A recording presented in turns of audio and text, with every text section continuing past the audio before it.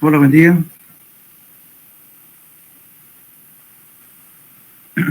Hola.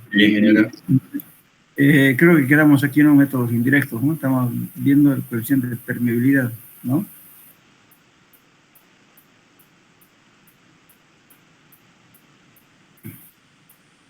Bueno, habíamos visto los métodos directos para determinar la permeabilidad mediante el incremento de nivel variable, el de nivel constante, las pruebas de permeabilidad en sitio y ahora nos tocaría ver los métodos indirectos. Para calcular el coeficiente de permeabilidad a partir de la curva granulométrica, se pueden utilizar las diferentes fórmulas. Uno de ellos es, según Hassen, que es igual a C por D sub 10 al cuadrado. Este C es una constante que se calcula de este modo. D sub 10 es el diámetro efectivo de Hassen, que se calcula de la curva granulométrica del suelo.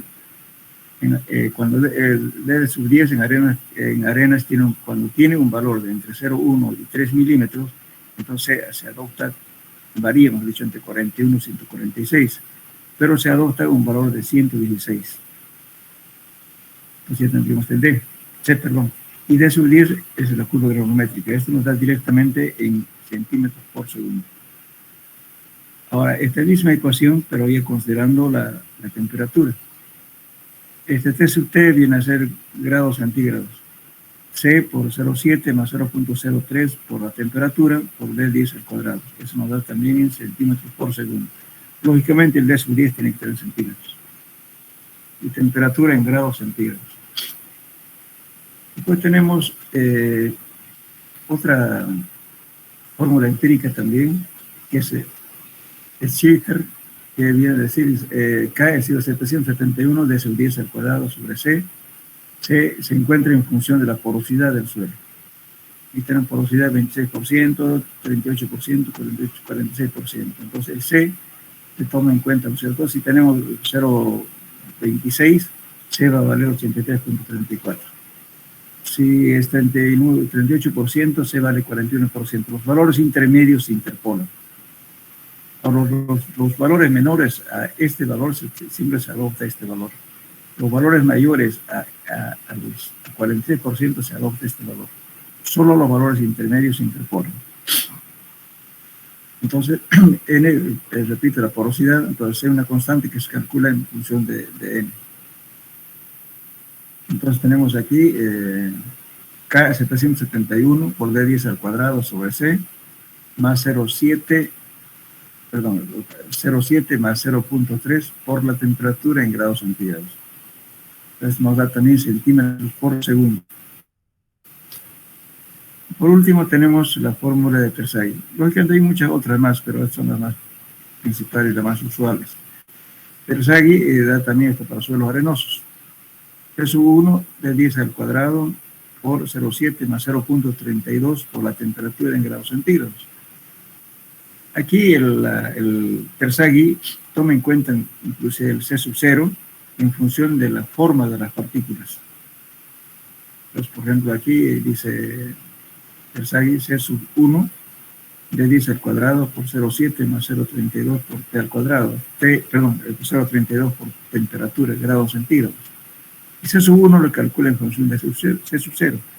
El C sub 0 depende del tipo de grano. Si tenemos arena de granos redondeados, C sub 0 vale 800. Si la arena de grano angular, C sub 0 vale 460. Arenas finas valen menor que 400. Y además de eso, toma en cuenta la porosidad. ¿Sí? La porosidad expresado también en decimales. Entonces aquí viene C sub 1 igual a C sub 0 por la porosidad menos 0,3 sobre raíz cúbica de 1 menos la porosidad. Todo esto al cuadrado. Este valor de C sub 1 que viene a ser este. Es el caso del SAGI. La otra prueba es la prueba horizontal de capilaridad.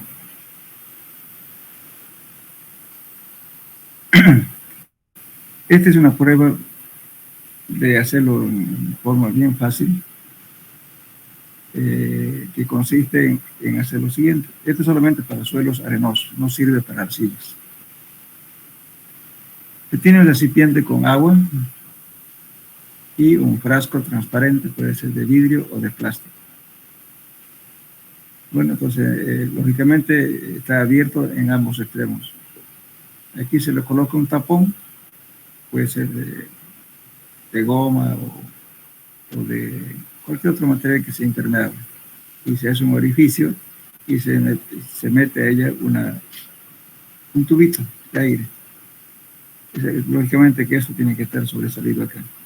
Este tubito que cumple una función. Colocamos la muestra aquí, la muestra seca, y aquí colocamos, para que no se desmorone la muestra, se coloca una malla equivalente a la malla 200, o puede ser cualquier otra malla, ¿no es cierto?, pero con papel filtro que se coloca aquí atrás, para que la arena al humedecerse no se desmorone. Entonces estamos obligando que el agua entre por aquí. Entonces, ¿qué es lo que vamos a medir? El tiempo la distancia que recorre. Lógicamente aquí hay que poner una regla, con una escala, para decir, bueno, en qué distancia recorre en el tiempo de 1 minuto. De eso se trata, de controlar. Lógicamente, si el agua entra por aquí, entonces el aire tiene que salir por un lado, entonces justamente sale el aire por aquí. Este tubo tiene que estar arriba, fuera del agua. Entonces, de ese modo se determina la distancia que recorre en tiempo de 1 minuto. Y luego, ¿qué hacemos?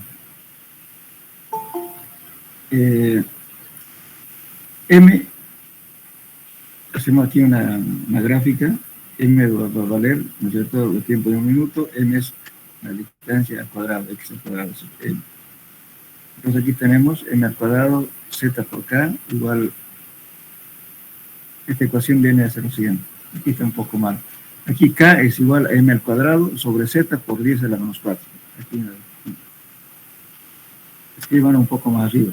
K es igual a M al cuadrado sobre Z por 10 a la menos 4. Eso nos da en centímetros por segundo. Esa es la permeabilidad. Ahora Z es una constante que varía de 10 a 50. Para arenas medias, limosas y secadas al horno, Z vale aproximadamente 20. Generalmente se trabaja siempre casi como es para un suelo granular, siempre se trabaja con este valor de 20. Entonces, reemplazamos en esta ecuación y nos determinamos K, coeficiente de permeabilidad en centímetros por segundo. Entonces, este ensayo es fácil hacerlo, pueden hacerlo en forma casera.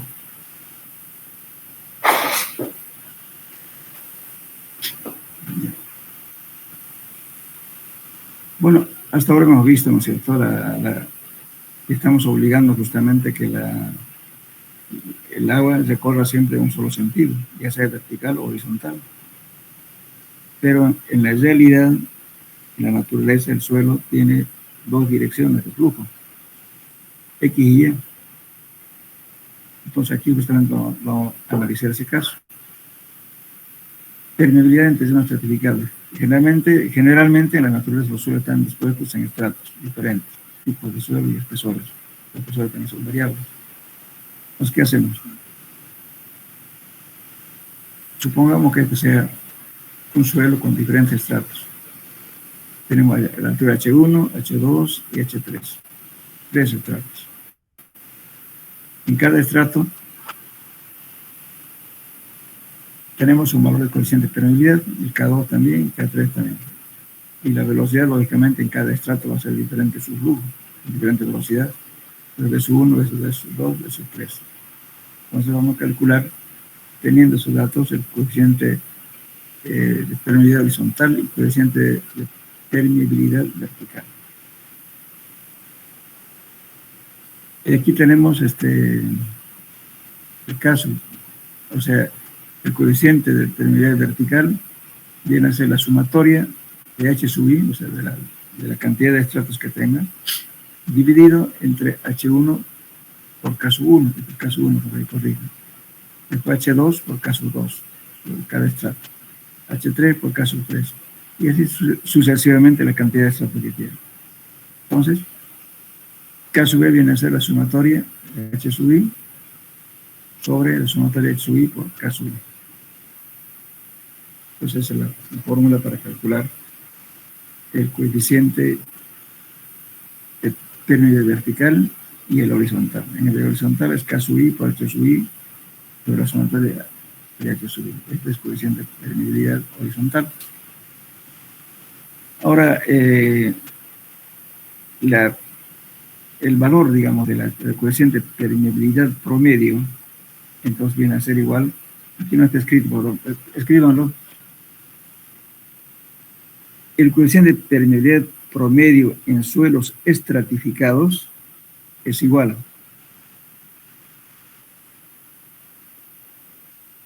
entonces pongan K promedio igual a la raíz cuadrada de K sub 1, perdón, de K sub K vertical por K horizontal.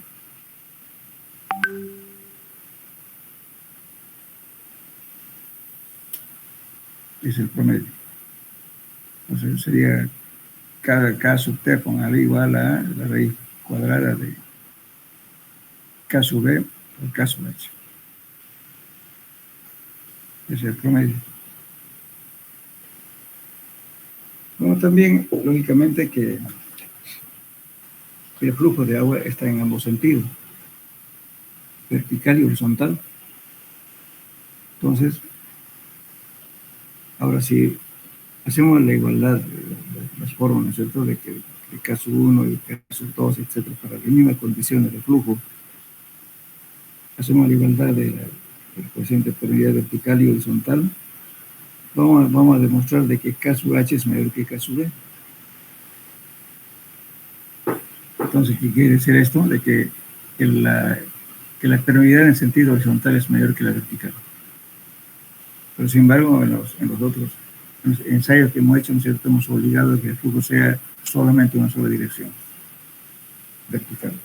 Y en la determinación de la prueba de capilaridad horizontal, hemos dicho que el flujo sea netamente horizontal. O sea, estamos obligando que el flujo de agua sea solamente una sola dirección, pero en la realidad la permeabilidad tiene dos direcciones, vertical y horizontal.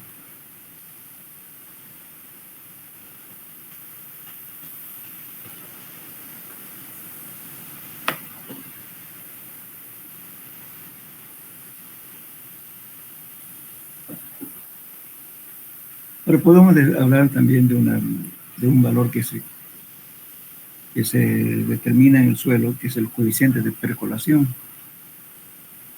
El coeficiente de percolación es la real medida de escurrimiento a través de los vacíos del suelo, cuando su gradiente hidráulica es igual a 1. Entonces, eso se lo escribe como K sub P. La gradiente hidráulica es la altura, ¿no es cierto?, la diferencia de altura, o sea, la pérdida de carga, dividido entre la longitud de recorrido de la partícula de agua. Es la gradiente hidráulica.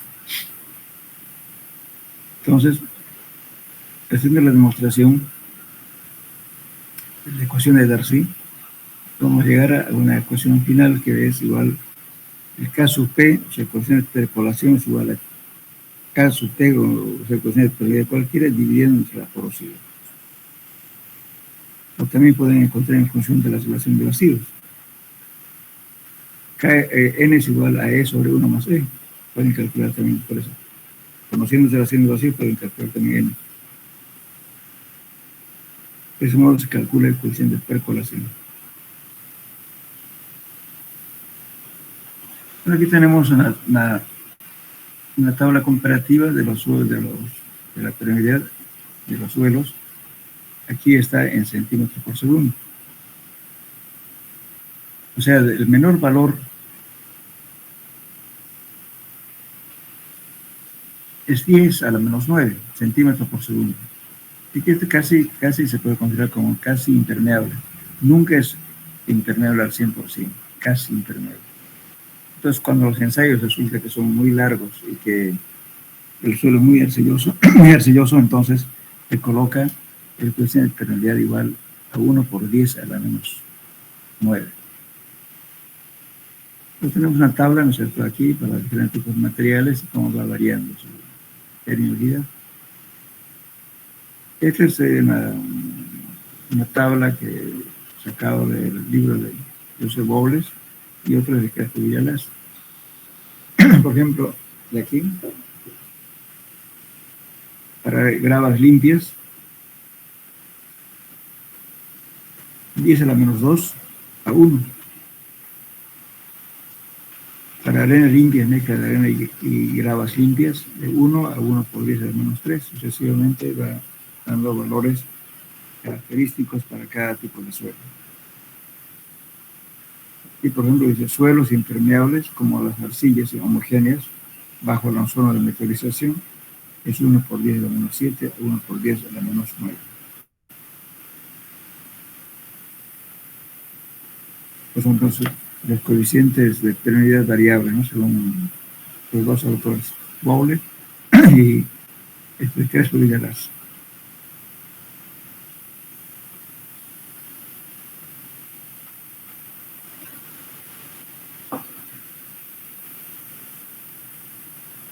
Estas tablas a veces son bastante útil para poder valores aproximados, ¿no? Si tenemos arenas, por ejemplo, limpias, quiere decir que puede ser una arena más graduada o arena bien graduada, entonces tenemos 1 por 10, desde 1 a 1 por 10 a la menos 3. Si tiene más fino, entonces te baja de 1 a la menos 3 hasta la menos 7.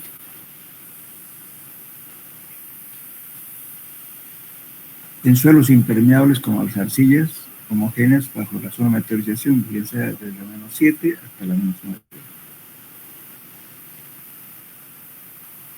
Esos serían los coeficientes de permeabilidad más o menos tentativos que uno puede adoptar dependiendo del tipo de suelo.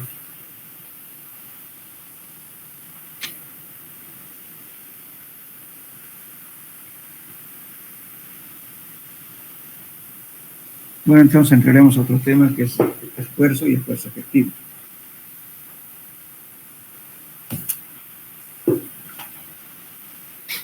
Ahora, ¿me escuchan? No. Sí, que a veces tengo una mala señal, a veces se baja. Sí, ingeniero, se escucha, no se preocupe. Gracias. Entonces vamos a entrar a un capítulo que se llama esfuerzo y esfuerzo efectivo. Bueno, la reacción del suelo y de la roca a los esfuerzos es la parte más importante para un proyecto de cimentación de estructuras, terraplenes, taludes, estructuras de sostenimiento, etc. Entonces, como ya saben ustedes que el suelo está compuesto por 3 elementos, que es sólido, agua y aire. Pero resulta que todo lo que soporta el esfuerzo de corte son los sólidos. Entonces, los sólidos son relativamente incompresibles y soportan el esfuerzo de corte. El agua es relativamente incompresible, pero la resistencia al esfuerzo cortante es solo por su viscosidad casi cero, por eso nos toma en cuenta al agua como algo que soporta la carga. El gaseoso es también compresible y tiene poca resistencia viscosa al esfuerzo de corte.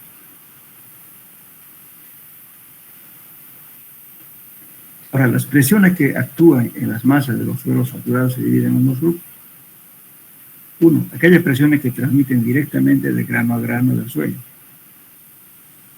Las presiones que actúan contra el fluido que llena los poros del mismo. Ahora, estas presiones que se llaman efectivo también siempre se llaman presiones intergranulares.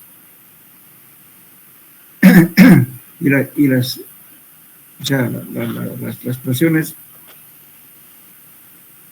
aquí estamos hablando, presiones intergranulares o presiones efectivas. Y la segunda es denominadas presiones neutras o presiones neutrales o presiones de poros o presiones intersticiales.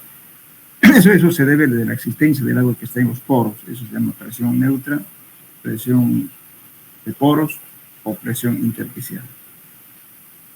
Bueno, entonces justamente para determinar la presión efectiva, no se olviden que la presión efectiva también lleva de presión intergranular, que es la presión que soporta al esfuerzo de corte, que son los sólidos.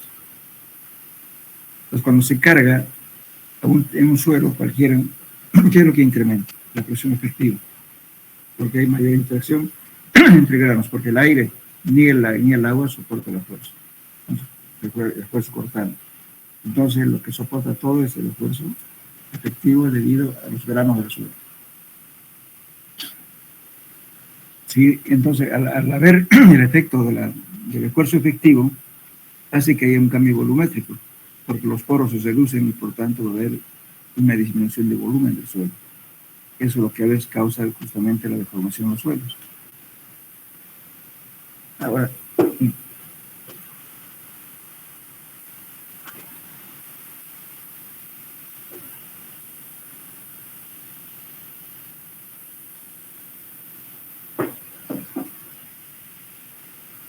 vamos a hacer una demostración, porque aquí justamente lo que estamos hablando aquí se refiere a esta figura. Si una carga dice Q o Q' uniformemente distribuida sobre una camada de esferas iguales, con espacios vacíos, entre ellas, vamos a ver eso, no se distribuye uniformemente a través de la masa, sino que el esfuerzo varía de un punto a otro dentro de cada esfera. Tendrá un máximo los puntos de contacto que tienen pequeñas áreas y será el mínimo en el centro de cada esfera. Entonces, si vemos aquí, fíjense, estamos haciendo aquí una carga puntual soportada por un área bruta A, que son esferas. Pero también tenemos suelos con diferentes tipos de partículas, que son de diferentes dimensiones. Entonces aquí le aplicamos la carga, pero sí va a seguir soportando por la carga A. Estas cargas sobre granos de suelo irregular, entonces generalmente el suelo nunca va a estar así con esferas perfectas, sino se nos va a tener este caso. Entonces todo lo que es, digamos, a la parte sólida equivale como si tuviéramos, por ejemplo, aquí un recipiente con agua, un pistón metálico impermeable en el cual colocamos una carga que está actuando sobre un área total A. Pero además tenemos vacíos aquí. Entonces vamos a tener área de vacío sobre 2 a este lado y aquí área de vacío sobre 2. Y toda esta presión se llama U, que es la presión intersticial o presión neutra. Este muelle que ven aquí, eso simula como si fuera justamente el suelo. Esto le puede soportar todo el esfuerzo de corte. Entonces, la presión va a ser igual aquí. Presión, o sea, el esfuerzo efectivo va a ser igual a Q' sobre A, sobre el área de contacto. Entonces aquí hacemos lo siguiente. Si escribimos esto, fíjense, Q es la carga, o sea, es aquí una carga. Q' también es la carga, ¿no es cierto?, cuando tiene presencia de agua. O sea, para demostrar esta fórmula tenemos Q. Si yo lo divido entre este sobre área, sobre área, sobre área, voy a tener este valor, sigma. Aquí sigma primo, que es lo que está actuando justamente en el suelo con presencia de agua.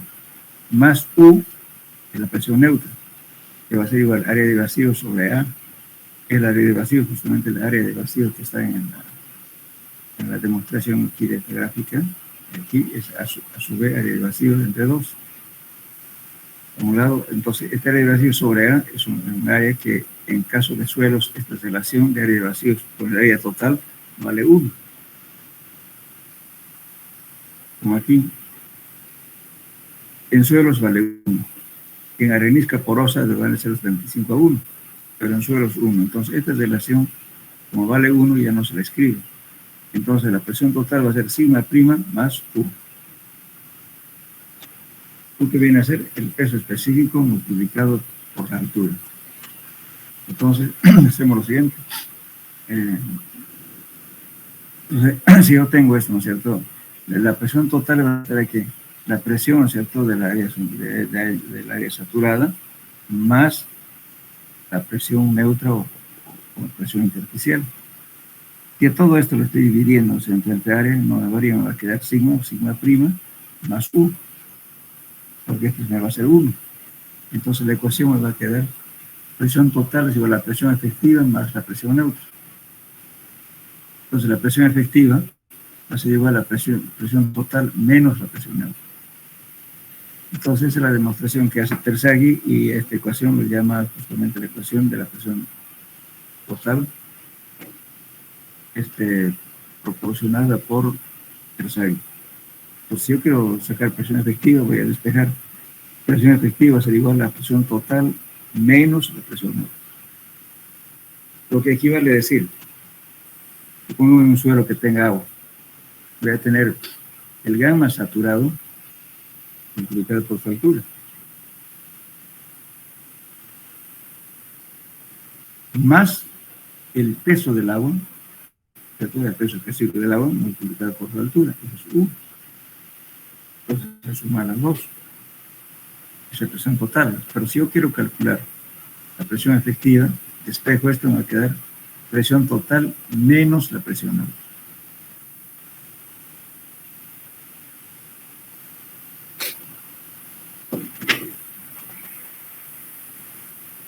Bueno,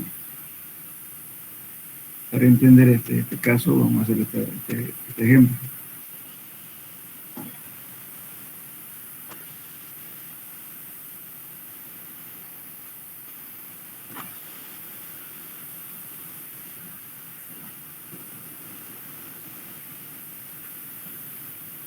Vamos basando en este esquema de aquí. Nos está diciendo, fíjense, aquí tenemos inicialmente el suelo estaba aquí, sin excavación. Tenía una altura del nivel de agua, 6 metros, y la altura del suelo tenía 750. Aún estaba así. Y el nivel de agua estaba hasta aquí. Entonces, se calcula lo siguiente, el problema dice lo siguiente. Se hizo una excavación cerca de un río, en un suelo de arcilla debajo del cual se encuentra un estrato de arena. La arcilla pesa 1920 kilos por metro cúbico y es prácticamente impermeable comparada con la arena. La excavación se realizó con un cucharón de almeja. Un cucharón de almeja es un balde que tiene una mandíbula, ¿no es cierto?, que al estirar el cable cierra la mandíbula y sirve para excavar. También hay hidráulicos, entonces como una mandíbula que cierra, ¿no es cierto?, la mandíbula y puede excavar. Entonces con ese equipo hizo un agujero. Dice aquí, hizo una excavación cerca de un río, un suelo de arcilla bajo la cual se encuentra un estrato de arena. La arcilla pesa 1920 kilos por metro cúbico y es prácticamente impermeable comparada con la arena. La excavación se realizó con cucharón de almeja y el agujero se mantuvo casi lleno durante la excavación. Después se sacó el agua por bombeo. La arcilla de fondo de la excavación se levantó y repentinamente estalló. ¿Y qué ha pasado? Entonces la presión que está actuando arriba era menor que la presión que está empujando el agua de abajo hacia arriba. La presión neutra en este caso ha sido mayor, por eso estalló. Por eso vamos a calcular aquí. Entonces tenemos, fíjense, aquí la presión total es igual, suponiendo que el suelo está aquí. Esta altura 750 multiplicado por su peso específico, que es igual a 1920. Entonces aquí tenemos presión total. ¿Y la presión neutra cuál es? El gamma del agua multiplicado por su altura. Entonces, esta es la altura, viene a ser desde aquí 6 metros por 1000. El peso específico del agua, 1000 kilos por metro cúbico. Entonces me va a dar 6.000 kilos por metro cuadrado. Ahora, tengo la fórmula que había proporcionado Terzaghi, era esta: presión total de la presión efectiva más la presión neutra. Entonces quiero saber la presión efectiva. En este caso viene a ser sigma prima igual a la efectiva, sigma total menos la presión neutra. Entonces tengo aquí, la presión total era de 14.400, aquí le falta un 0, por favor. 14.400 menos 6.000. Me queda 8.400 kilos por metro cuadrado. Pues hasta ahí, este terreno, después de haber hecho la excavación, o sea, cuando no se ha hecho la excavación y bueno, con todos los componentes, está la presión efectiva es de 8.400 kilos por metro cuadrado. Pero ¿qué pasa si lo excavo? Después de terminar la excavación y antes de bombear el agua, bombear el esfuerzo efectivo vertical en la parte superior del estrato de la arena es la siguiente. Pues aquí ya se ha hecho la excavación. Pues solamente me quedó 1,50 de aquí. Entonces calculo esto primero. 1,50 por el peso específico del suelo, que es 1920. ¿Y qué más? Más el peso del agua.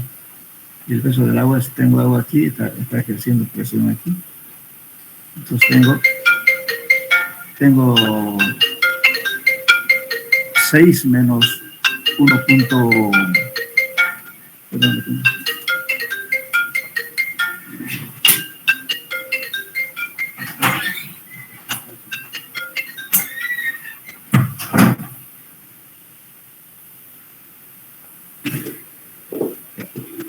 disculpa.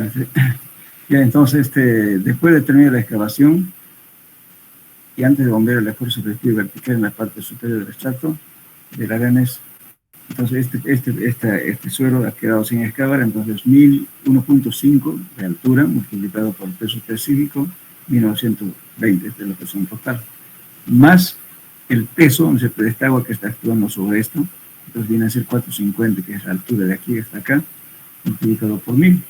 Pues me da la suma total de los dos, 7.380 kilos por metro cuadrado. Muy bien.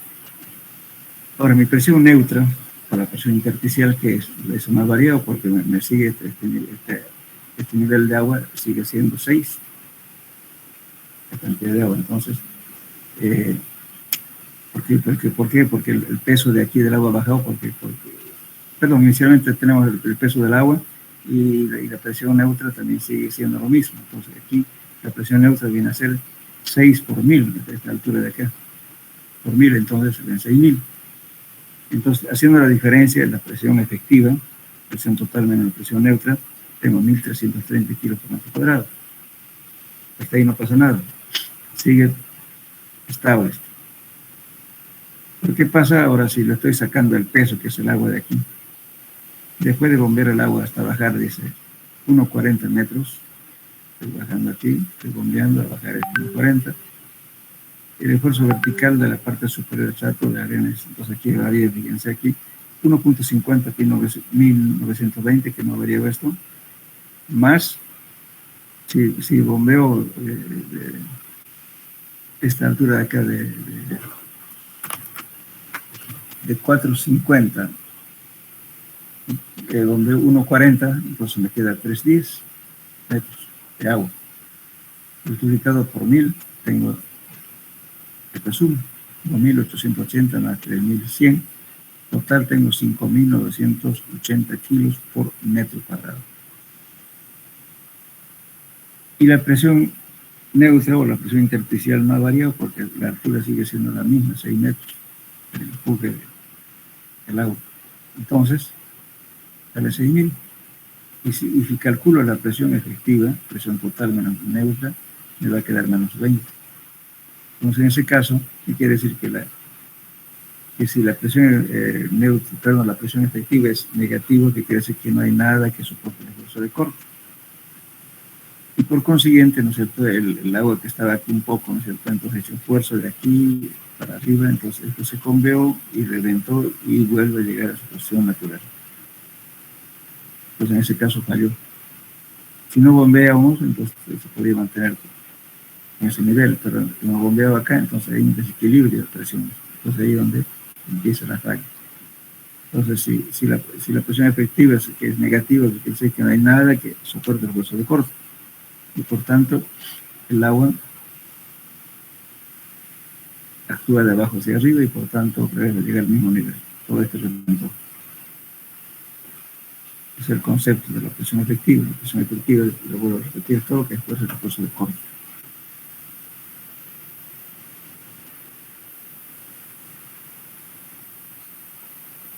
Bien, entonces,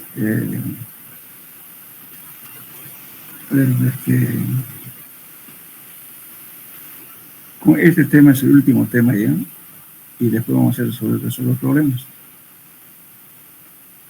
Todas estas formulitas, por favor, se van a copiar. Presión efectiva es la presión total menos la presión neutra. Y la presión neutra no es más que el peso específico del agua multiplicado por su altura. La presión total es que es el peso específico del suelo multiplicado por la altura.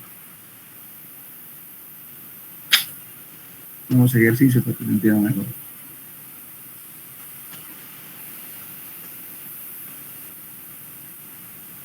¿Preguntas aquí, jóvenes?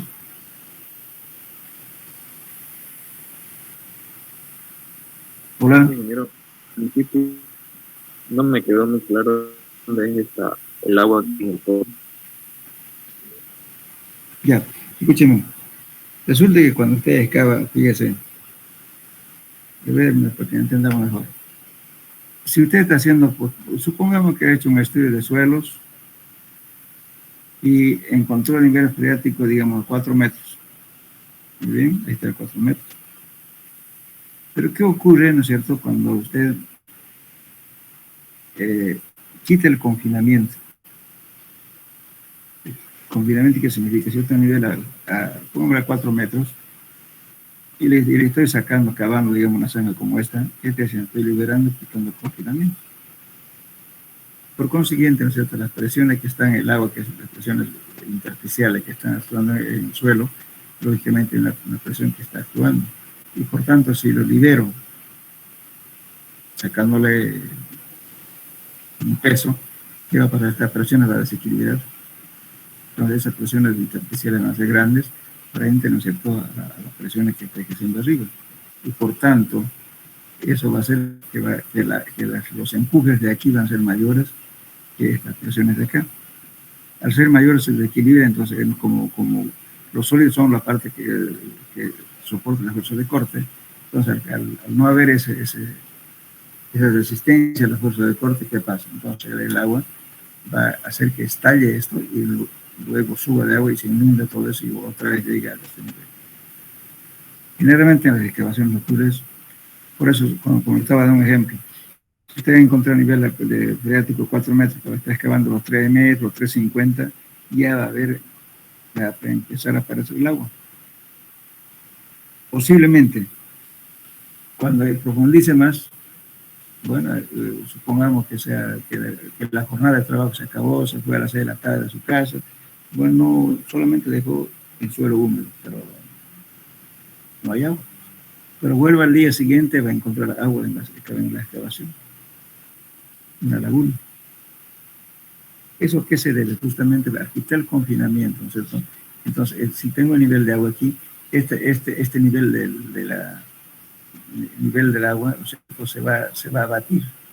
Posiblemente este abatimiento viene un poco más abajo, por acá, ¿no? Y cuando ya dejo esto saqué todo el peso de acá, entonces me queda libre, entonces esta presión de aquí va a subir y va a inundar el suelo y va a llegar a su mismo nivel, de repente un poco más arriba. Porque generalmente cuando se desconfina un suelo, el nivel estático está más abajo. El nivel dinámico, cuando ponen una bomba, nosotros bombeamos y hasta el nivel que permanezca constante es el nivel dinámico. Entonces, por eso decía en la excavación, ocurre eso, cuando se quita el confinamiento, aparece agua. Y muchos reclaman, pero dicen, bueno, en su perfil usted ha puesto nivel de agua, nivel freático a los 4 metros, se excavó a 3,70, digamos, pues sin embargo se presentó agua. Porque justamente hay un desequilibrio, porque está quitando el confinamiento. Entonces el esfuerzo de corte son menores al esfuerzo de la presión neutra. Ese es el problema. Generalmente cuando se hace excavación, inclusive cuando hacen, por ejemplo, zanjas para tendidos tubería de alcantarillado sanitario, por ejemplo. A veces hacen 4 metros, 5 metros de profundidad de excavación para llevar el emisario principal. Bueno, excavan, resulta cuando vuelven al día siguiente encuentran agua. Y todavía con derrumbe, porque si es arena, el agua ascendió y de la parte superior se iba derrumbando.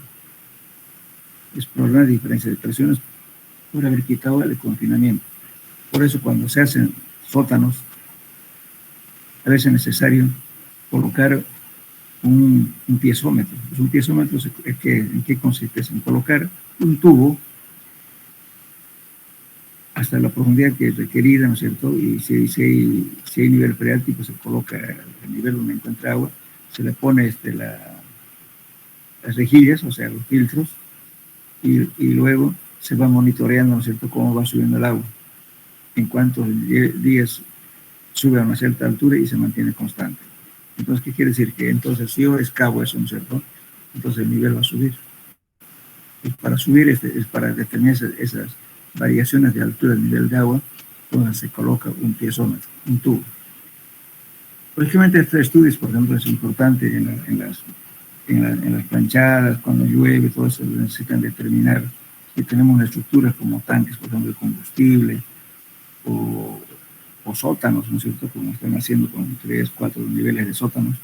Entonces, tienen que saber cómo es la fluctuación del nivel de agua en épocas de lluvia.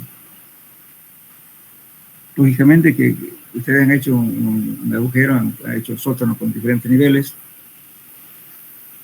pero después cuando está lloviendo, que el nivel de agua sube.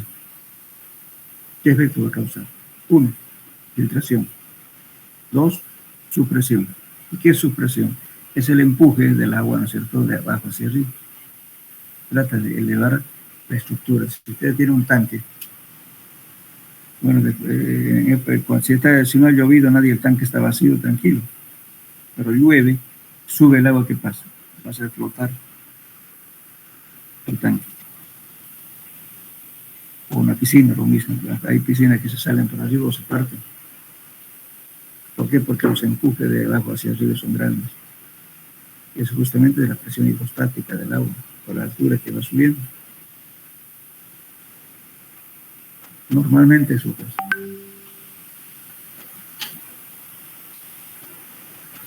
Por eso en las excavaciones generalmente, ¿no es cierto?, si ustedes van a hacer un sótano, si ve el nivel freático muy cerca, hay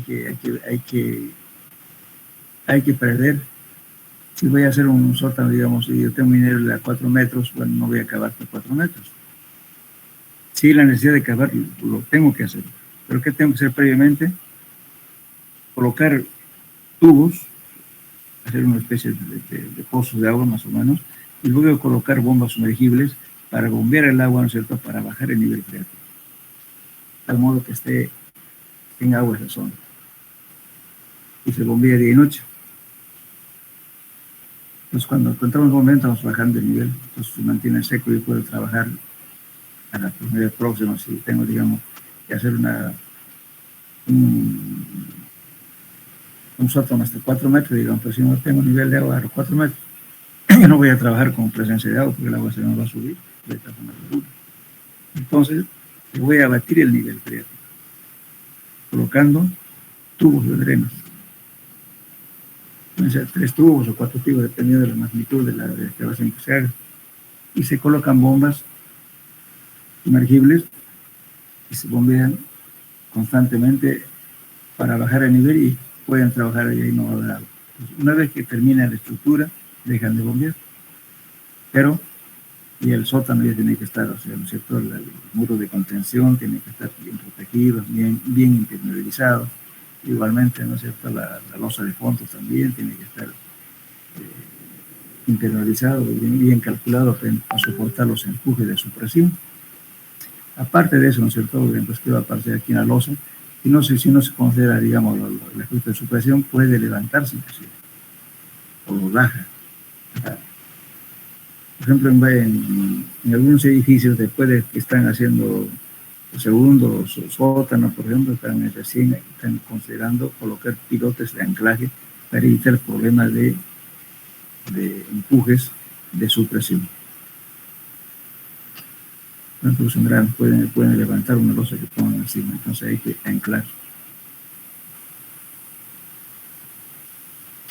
No sé si respondí su pregunta, joven. Gracias, ingeniero. ¿Alguna pregunta más?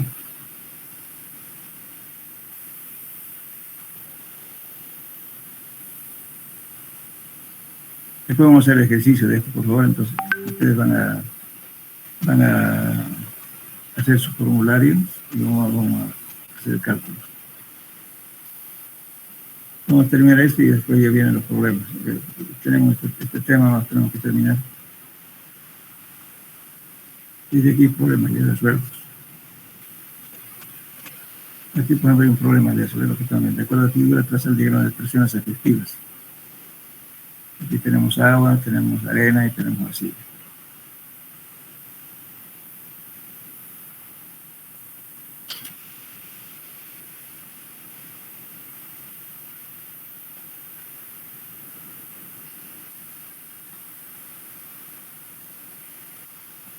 Mandaremos entonces, tenemos tiempo todavía, ¿no? 20 minutos. Veremos este capítulo 10, densidad de los suelos. Vamos a hacer la introducción.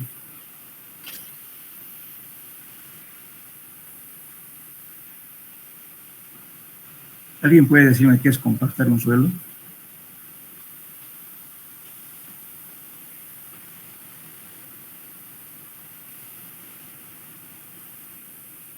¿Hola? ¿Qué entienden por compactar un suelo? Sería un acomodo de partículas de tipo de suelo que tiene. Sí, eso es. Aplicar una energía de compactación para disminuir su relación de vacíos. Y de ese modo hacer que el suelo tenga mayor compacidad, mayor consistencia, son arcillas, y además hacer más estable. Eso es compactar. Lógicamente la compactación se puede hacer por diferentes métodos, ¿no? Pues vamos a leer un poquito de esta introducción que dice. Cuando se habla de compactación de suelo, estaremos relacionados con obras de pavimentación, de carreteras, calles, aeropistas, estacionamiento u otras obras. Cuando decimos, por ejemplo, si estamos haciendo un relleno, o sea, la compactación es la misma secuencia de trabajo, dependiendo más bien en el área donde uno trabaje. Supongamos que están haciendo un silo. ¿Conocen silos, no es cierto? Esos depósitos grandes para guardar granos, eso se llaman silos. Generalmente son cilíndricos. Pero también hay tipo galpones, también hay diferentes formas de silos. Lo más usual es cilíndricos. Entonces el silo, ¿qué está haciendo? Fíjense, tiene la base, que son las zapatas, y después vienen las chapas, ¿no es cierto?, para formar un cilindro. Ese cilindro tiene cierta velocidad y abajo lógicamente tiene un piso. Pero ese piso no es solidario con las zapatas, es independiente, porque las cargas no son las mismas, ¿no es cierto?, que llegan al anillo de los hilos, llegan con otra intensidad de carga y a la losa llega con otra intensidad de carga. Entonces el hormigón de la parte central trabaja independiente del hormigón de las zapatas o de los cabezales. ¿Por qué? Porque también la distribución de cargas en suelos granulares no es como en el agua. El agua hace una distribución uniforme en todo el área donde se asienta. En cambio, en los granos no, tiene cierto valor de fricción y por tanto las mayores presiones están en las partes laterales. Por eso hay que se cuida que la zapata sea bastante para soportar las grandes presiones, ¿no es cierto? Y que es por la fricción que existe entre los granos. Bien, entonces el hecho, digamos, de mejorar el suelo para la losa central, hay que hacer la compactación con la misma secuencia que en otros, solamente de repente utilicemos equipos más pequeños. Porque no vamos a poder meter un equipo grande de compactación, un vibrador, lo que sea, porque es un área muy reducido. Entonces, vamos a compactar un equipamiento más pequeño. Pero vamos a hacer variar la altura de compactación. Es menor altura para que lleguemos a las densidades máximas. Ahora, cuando estamos haciendo una carretera, lógicamente, ¿no es cierto? Vamos a ver, utilizamos ya, porque como hay el área de trabajado, que vamos a trabajar es más grande, entonces utilizamos equipos también más grandes. Entonces, lo que se persigue con la compactación es que el suelo mejore su calidad de soporte. Para eso, ¿qué tiene que haber? Relación de vacíos, mayor interacción entre granos, y que el suelo sea totalmente estable. Ustedes se dan cuenta, si tenemos un terreno, supongamos una arena, está hecha de arena, pasa un carro, lógicamente se va a plantar, porque está suelto la arena, por tanto se hunde, hay huellamiento. En cambio, si ese material está compacto, va a pasar sin sentido, ¿verdad? Va a dejar poco hundimiento en el pesaplén o en el lugar donde está pasando ese vehículo. Entonces, ¿qué quiere decir? Es que entonces el suelo está con mejor compacidad, está más estable. Entonces, justamente la compactación, bueno, hay varios métodos para compactar, por ejemplo, por ejemplo, la compactación de suelos no tiene importancia en el capítulo de mecánica del suelo, así como en un suelo falta la adecuada compactación, es causa de muchas fallas en los pavimentos. De ahí que la estabilidad de la obra exige que de diferentes capas de un pavimento, como ser terreno de fundación, su base, capa de rodamiento, se hayan debidamente compactados, de manera que la relación de vacíos sea baja. La compactación se efectúa mediante equipos especiales de compactación, como ser para cada caso de suelo, que diferentes tipos de compactadora, no es la misma compactadora para todos los casos. Por ejemplo, puedo compactar con rodillos, ¿no es cierto? Los rodillos pueden ser lisos, pueden ser con pata de cabras, vibratorias, etcétera, o simplemente con planchas aplanadoras, rodillos lisos, o de llanta. Por ejemplo, hay otros rodillos, no sé si han visto, hay compactadoras con ruedas, hartas ruedas. Esa compactadora, por ejemplo, es la compactación para dar el toque final de una compactación, para sellar los poros. Entonces, se puede tener rodillo de pata de cabra, eso para compactar, por ejemplo, suelos que tengan plasticidad, como ser limo arcilloso o arcilla. Después tenemos vidrios rotadores, que son además, ¿cierto?, que son rodillos que pueden vibrar dependiendo del lugar, aumentar o disminuir las vibraciones. Otros días los equipos modernos ya vienen con variación de vibración. Bueno, en fin, hay diferentes sistemas de compactar. Entonces, la persona que compactar tiene que escoger su compactadora adecuada para un cierto fin y con el tipo de suelo que esté utilizando. Bien, al compactar, ¿qué es lo que conseguimos? Establecer un contacto más firme entre partículas, entre granos, para apretarlo. O sea, al aplicar una energía de compactación estamos haciendo que disminuya la relación de vacíos y por tanto hay mayor contacto entre partículas. Las partículas de menor tamaño son forzadas a ocupar los vacíos formados por las partículas de mayor dimensión. Todos los espacios vacíos son ocupados por partículas más pequeñas. Cuando un suelo está compactado, aumenta su volumen de soporte. Su valor de soporte y se hace más estable. Por ejemplo, como le decía hace rato, si hago pasar un vehículo en terreno suelto, lógicamente se va a hundir, va a dejar huellas. Y si el suelo está bien compactado, casi no se nota las huellas.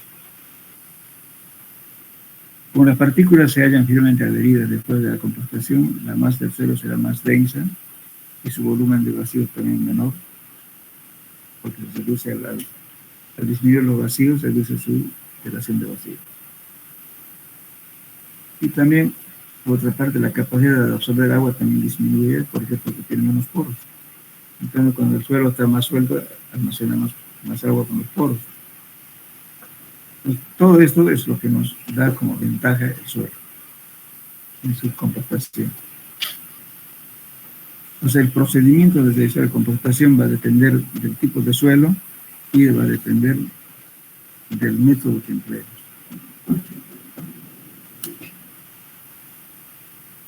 Ahora,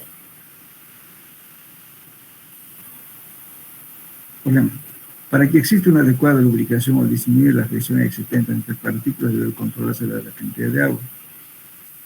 Si es excesiva, las fuerzas hidrostáticas se empujarán, o sea, las fuerzas se van a contrarrestar las fuerzas de compactación, ¿no es cierto? Entonces, por eso no es conveniente usar mucha agua y poca agua. A la cantidad de agua necesaria para hacer una compactación se llama humedad óptima. Pues justamente, ¿cómo vamos a hablar de eso? Entonces vamos a hacer una serie de curvas y vamos a determinar la cantidad de agua ideal para que no exista una oposición muy grande para llegar a las densidades máximas. Entonces la cantidad de agua de la humedad óptima es la cantidad de agua adecuada que con poco esfuerzo lleguemos a las densidades máximas. Esa es la humedad óptima. Entonces, además, ¿no es cierto? Si tiene exceso de agua, ¿qué va a pasar? Va a tender a separar más bien las partículas. Entonces, el agua va a absorber parte de la energía de compactación.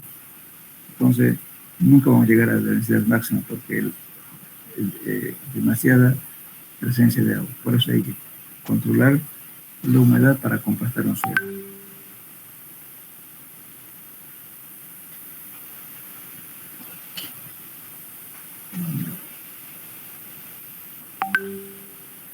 Mucho, o sea, si hablamos en forma general, la mayoría de la pavimentación, cuando falla, no es tanto el problema de pavimento, sino el problema de suelo. Resulta que si está mal controlado el suelo, entonces no está adecuadamente compactado. Entonces, ¿qué es lo que va a soportar las presiones que ejerce una llanta, por ejemplo? Va a soportar que el pavimento, y el pavimento no está calculado para soportar esas presiones, sino está ayudado por el suelo, y por tanto se va a hundir y se va a fallar. Si es pavimento rígido, ¿qué va a pasar? De haber un hundimiento, ¿no es cierto?, desigual, y después viene un carro, ¿no es cierto?, con mucho peso, lo va a quebrar.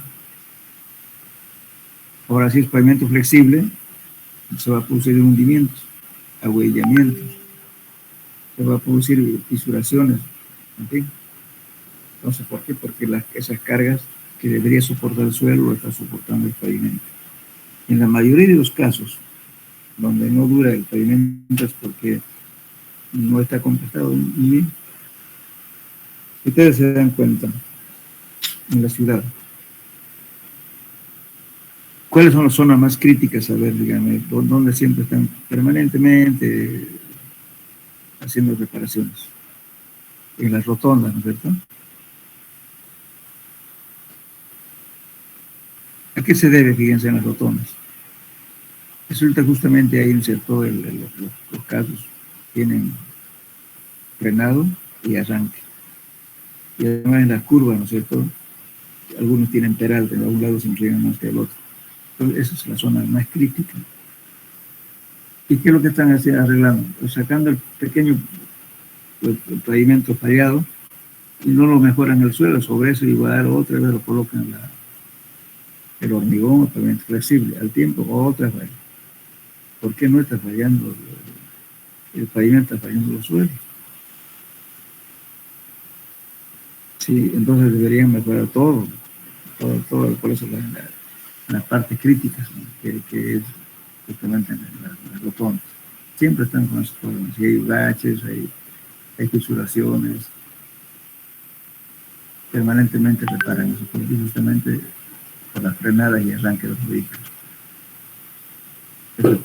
Entonces, el suelo, si queremos que un pavimento dure, el suelo tiene que estar bien tratado. De nada sirve colocarle un espesor muy alto si el suelo falla. No va a aguantar. Entonces, por eso hay que saber escoger, ¿no es cierto?, la densidad. O sea, lo que quiero decir, hay mucha gente dice, por ejemplo, la densidad seca, que vamos a obtener mediante la compactación, uno puede tomar un parámetro, digamos, tentativo de un libro. Puede decir que se lleva en arenas es 2.1 gramos centímetros por cúbico o 2.100 kilos por metro cúbico. Pero eso es relativo. En los suelos varían. Ni por más que sea arena, el otro tiene más cantidad de finos, el otro tiene menos finos, entonces es eso que varía. Nunca es la curva igualmente como uno puede decir, yo determiné para arena, en toda la zona va a ser la misma, ¿no? Es variable. ¿Por qué? Porque al suelo no lo ha hecho el hombre, no lo ha hecho la naturaleza. Por tanto, tenemos en parte podemos tener más finos, otro más grueso, entonces es regular. No podemos estandarizar, decir, en la arena de tal tipo, su densidad está. ¿No? Los datos en los libros simplemente son referenciales. Entonces, la mejor manera de saber cuánto es su valor es hacer la curva de compactación. Y saber qué cantidad de agua va a echar para que sea ideal, para que se acomode con menos esfuerzo. O sea, la humedad óptima, que viene a ser en una palabra, es como decir, echar la cantidad de grasa necesaria, ¿no es cierto?, para que el perno entre con facilidad a una tuerca, con menos esfuerzo. Esa es la cantidad de humedad óptima. La humedad óptima hace que se lubrique adecuadamente las partículas y se acomode de la mejor manera con menos esfuerzo. Eso es la humedad óptima. Si me falta la humedad óptima, voy a hacer muchas pasadas más de máquina para llegar a la densidad máxima. Y si le echo demasiada agua, entonces se va, en términos de jerga de suelo, se dice se va a bombear. Es bombear. Se va a hacer, es decir, como puede decir, el agua empieza, ¿no es cierto?, en vez de cuando aplicamos la energía de compactación, el agua está jugando, ¿no es cierto?, la presión hidrostática está tratando más bien de levantar las partículas. Ya no se está acomodando, más bien la empuja. Entonces, por eso cuando hacen la compactación en arenas, a veces salen una especie de sinusoides. ¿Por qué? Porque además pierden agua. Entonces, es difícil compactar, cuando hacen una curva de compactación en arena, cuando no se tiene precauciones. Entonces, por eso es que la humedad óptima debe ser controlada. Ahora, cuando estamos haciendo un control de campo, la compactación debe ser controlado, ¿no es cierto? Si estamos usando capa base, por ejemplo, tenemos que usar, controlar la granulometría, aparte de la densidad de campo y la humedad, por supuesto. Tenemos la curva de compactación ideal obtenida en el laboratorio, nos dice a qué valor vamos a llegar de densidad y con qué humedad hemos trabajado para llegar a esa densidad. Es la idea. Pero resulta que muchas veces no se cumple. Es frecuente en nuestro medio, por ejemplo, cuando estamos trabajando con la capa base, hacen la prueba y no da la densidad. Entonces el ingeniero dice, pásale unas 2 o 3 veces más. Pasan otra vez, resulta que cada pasada que va haciendo la compactadora o un suelo granular, lo está rompiendo, a no ser que sea un agregado duro. En ese caso sí, no pasa nada. Pero nosotros estamos usando agregados relativamente blandos, como les digo aquí de ahí. Es una cuestión, digamos, de que pasa la compactadora tantas veces hasta llegar a ese máximo, va a llegar, pero está rompiendo las partículas. Por eso es que la cantidad de pasadas de máquina también tiene que ser limitado, no hay exageración. Vuelvo a repetir, todo depende, ¿no es cierto?, de la calidad del tratamiento del suelo para que una carretera aguante. No entiendo que no vamos a tener problemas. Entonces, por eso en una carretera hay 2 tipos de fallas. Uno que es falla estructural y el otro es la falla superficial, que lo podemos sanar. Si se rompió un pavimento, sacamos un pedazo y lo reponemos. La estructural es de toda la información, digamos, de la que se aprende, el proceso es grave. Y esa reparación cuesta más. Y por tanto, bueno, resulta que Todo el mundo cree, por ejemplo, que el pavimento rígido no va a tener fallas, pero es mentira, fíjense. No tienen 10 años de uso, hay muchos barrios, ¿no es cierto? Las losas rotas, ¿no es cierto? De hormigón. ¿Por qué? Porque no están bien apoyadas para el suelo. O sea, no se han trabajado muy bien. Es falla netamente del tratamiento del suelo. Y peor todavía, las obras que hacen a veces en las calles, uno observa, no controlan las densidades, porque cuando están trabajando hay que controlar cuál es su densidad con la cual le van a pavimentar. Por eso no hay control. También en el uso de hormigones, por facilidad de trabajo que hacen, hormigón que tenga mayor cantidad de agua es más fácil manipular. Entonces lo hacen un poquito más, con más cantidad de agua. Eso tampoco no es bueno. ¿Por qué? Porque su resistencia baja. Cuanto más tenga cantidad de agua, entonces su resistencia va a ser menor. A no ser que esté usando algún aditivo. En ese caso sí. No echa la cantidad mínima de agua, pero echa un aditivo, puede aumentar su trabajabilidad, o sea, aumenta la humedad, pero sin embargo los poros van a ser menor porque no hay mucha agua, simplemente que la reacción química ha hecho es que aumente la trabajabilidad del hormigón. Entonces, a veces la falla es más, como repito, fallas técnicas en el manejo de suelos, en rellenos, compactación. Eso. En cambio, en un terreno bien compactado, dura más la cosa. Pues el asunto, digamos, ¿cierto?, de hacer movimiento de tierra en una carretera o en cualquier parte donde más se gana plata o se pierde plata, justamente manejando suelo. ¿Qué es una carretera? Movimiento de tierra. Y luego el pavimento es una capa final. El problema es hacer terraplén, tratarlo con grandes volúmenes de tierra. Eso vamos viendo.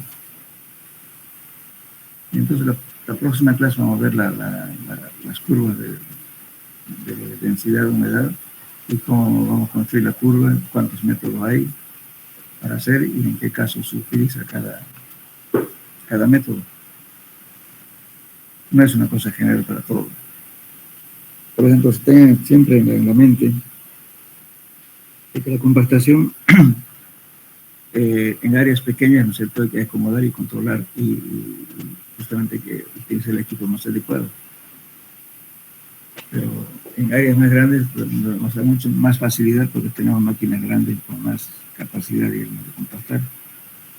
Pero en cambio, generalmente ahora, por ejemplo, en los puentes, ustedes se dan cuenta, ¿no es cierto?, cuando se inaugura un puente, ustedes pasan con un vehículo, no sienten cuando están subiendo hacia el puente, cuando están pasando en los extremos del puente, no se sienten.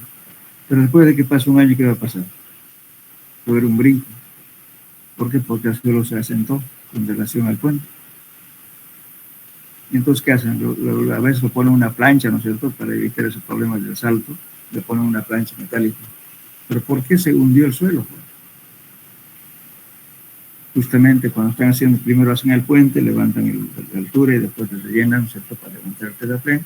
Entonces, en esa parte crítica de acercamiento del terraplén con la estructura de hormigón, entonces la hacen compactan con compactadoras pequeñas. Y no lo controlan bien la densidad, por eso hay hundimiento siempre o sea, al llegar al puente, ¿no es cierto?, tanto de entrada y de salida, hay un pequeño brinco. Por ese problema, es compactación.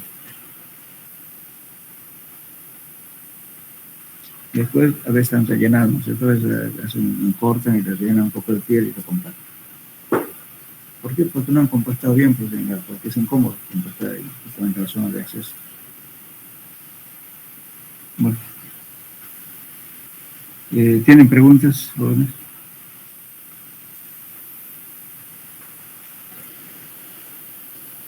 Hola.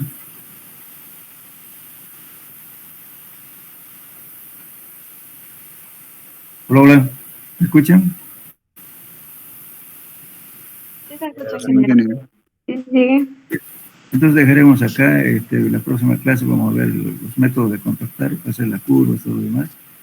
Esto nos va a llevar dos clases, supongo. Y con eso finalizamos el tema y vamos a empezar a resolver problemas. De cada tema vamos a hacer 1 o 2 problemas. Vamos a utilizar por lo menos unas 3 clases para resolver problemas. Para eso tienen que tener su formulario y participar en la solución de problemas. No solamente copiar lo que está escrito. Bueno, pues aquí quedamos, jóvenes. Hasta luego. Gracias. Hasta luego. Hasta luego, ingeniero. Luego.